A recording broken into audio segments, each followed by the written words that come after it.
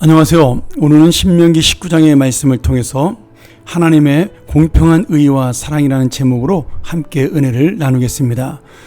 신명기 19장의 강조는 하나님께서 기업으로 주신 가나안 땅에서 하나님의 공의와 사랑을 실현하는 그것이 바로 오늘 19장의 귀한 주제의 말씀입니다.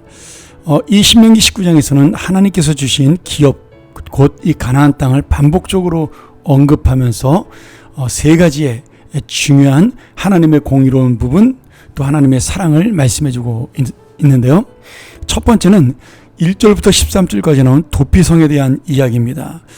우리가 도피성에 대한 이야기는 이미 여러 번 살펴봤지만 이 도피성은 이스라엘 가나안 땅에 6개의 마을을 만들어 놓고 그 성으로 고의가 아닌 우발적으로 살인을 저지른 자들이 복수를 피해서 살 수 있도록 만들어놓은 피난처라고 할 수가 있겠습니다. 이 도피성은 10계명의 6계명을 엄중히 다스리라 될 그러한 어떤 계명의 엄격성도 보여주지만 그 계명의 엄격성 속에 있는 하나님의 사랑, 다시 말하면 이 살인을 한 사람이 반드시 사형에 처하도록 되어 있으나 그가 고의가 아니라 우발적으로 아니면 실수로 사람을 죽인 경우, 우리 과실치사라 그러죠. 이 도피성에 거주함으로 개인적인 복수를 피할 수 있도록 그렇게 피난처를 마련한 것입니다. 물론 이 도피성에 있다고 해서 이 사람이 완전히 그 죄가 면제되는 것은 아니죠. 이 살인자는 일종의 가택연금, 다시 말하면 제사장이 죽을 때까지 그 도피성을 떠날 수가 없었습니다. 다만 감옥이 아니라 그 도피성 자체 내에서는 자유롭게 움직일 수 있는 그런 자유가 있었던 것이죠. 그래서 하나님께서는 그 사람에게 적절한 살인에 대한 징계도 주시지만 그러나 억울한 죽임을 당하지 않도록 이 도피성 제도를 만들어서 살인을 저지른 가해자와 또 살인을 당한 피해자의 가족이 함께 만족할 수 있는 그런 공의와 사랑의 제도를 만든 것이죠.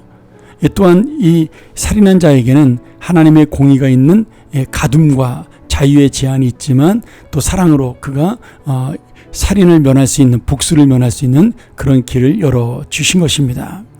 이 두 번째로 이 땅에 대한 이야기 중에 지게표를 옮기지 말라는 14절의 말씀입니다. 지금 이 가나안 땅은 하나님의 땅입니다. 개인에게 주어진 땅이 아니라 하나님께서 당신이 주인이신데 그 땅을 가족의 순서대로 배분을 하신 그런, 어떻게 보면 하나님이 주인이시고 이 이스라엘 백성들은 세를 들어 사는 그런 사람인 것이죠. 그래서 하나님께서 이 땅의 주인이라는 사실을 분명하게 말씀하기 위해서 자신이 갖고 있는 땅의 경계표, 성경에는 지게표라고 되어 있는데 이 경계표를 함부로 옮기거나 확장하거나 축소할 수 없다라는 겁니다. 즉 이 하나님이신 땅을 어떤 한 사람의 경제적인 풍요와 또는 경제적인 빈곤으로 변하지 않도록 그렇게 함으로 인해서 하나님께서는 모든 사람이 공평한 경제적 평등과 정의를 누릴 수 있도록 하신 것이죠. 만약에 정말로 땅을 팔아야 될 사정이 생긴다면 그 역시도 안식년이나 희년에 돌려줄 수 있는 그런 제도를 마련함으로 인해서 가난한 자들이 삶의 터전이나 기본적인 생활의 권리를 잊어버리지 않도록 보호해 주신 것입니다. 그리고 결국 우리의 모든 것이 하나님의 소유라는 청지기의 사명을 놓치지 말라는 하나님의 뜻이기도 한 것이죠. 이런 의미로 볼 때 우리가 현대적으로 어떤 법의 정신 또는 이런 토지의 정신을 잘 기억해서 내가 정말 욕심이 아닌 하나님의 뜻으로 살아가고 있는가에 대한 분명한 믿음의 결단과 또 삶의, 좀 이 세상에서 손해보더라도 삶의 분명한 태도가 있어야 될 것입니다. 그리고 마지막으로 15절부터 21절까지는 지금 위증과 무고한 자에 대한 인권의 보호를 말씀해주고 있습니다. 하나님께서는 모든 악과 죄에 관해서 그 범죄자를 판결할 때 그 피의자가 반드시 한 사람의 증인이 아닌 두세 사람의 증인의 말을 듣고 신중하게 판단하라고 말씀합니다. 그래서 개인적인 감정이나 어떤 사람의 그 욕심을 채우기 위한 거짓 증언으로 피해를 보는 사람이 없도록 그렇게 제도를 만드신 것이죠. 오늘 이 말씀을 보면서 우리가 하나님이 통치하는 나라는 가장 중요한 하나님의 공평한 정의와 그리고 공평한 사랑이 분명히 실현되는 곳, 이것이 바로 하나님의 통치가 이루어지는 것입니다.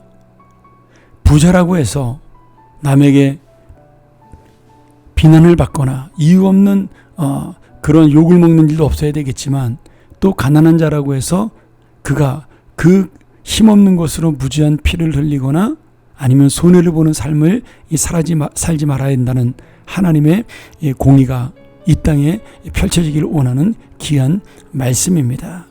오늘 이 말씀을 통해서 우리가 다시 한번 이 땅에 정말 하나님의 공의와 사랑이 실현되기 위하여 도피성 제도와 같은 법규와 제도가 정착되도록 하는 것, 또 토지의 문제를 통하여 부동산 투기를 근절하고 모든 사람이 경제적 공의를 이루는 것, 정의를 이루는 것, 그 다음에 가난한 자가 판결을 통하여 억울한 일을 당하지 않는 것, 그런 모든 것들이 다 결국 하나님의 공의와 사랑을 이루는 공평한 삶이라고 우리가 말씀할 수가 있겠습니다.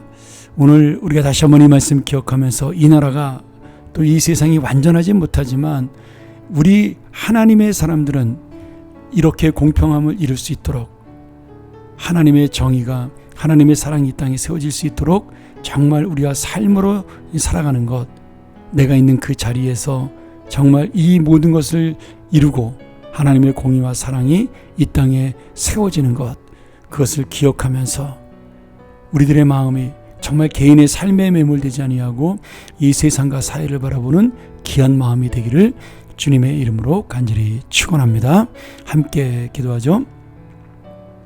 하나님 아버지, 오늘도 우리가 이 말씀을 통하여 다시 한번 하나님의 공의와 그리고 하나님의 사랑이 이 땅에 임하기를 소원하며, 또한 우리가 이 공의와 사랑의 도구로 사용되는 인생 되게 도와 주시옵소서.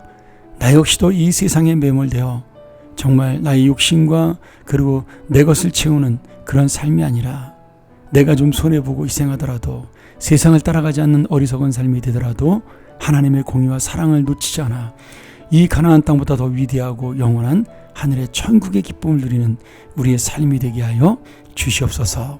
예수님의 이름으로 간절히 기도합나이다. 아멘.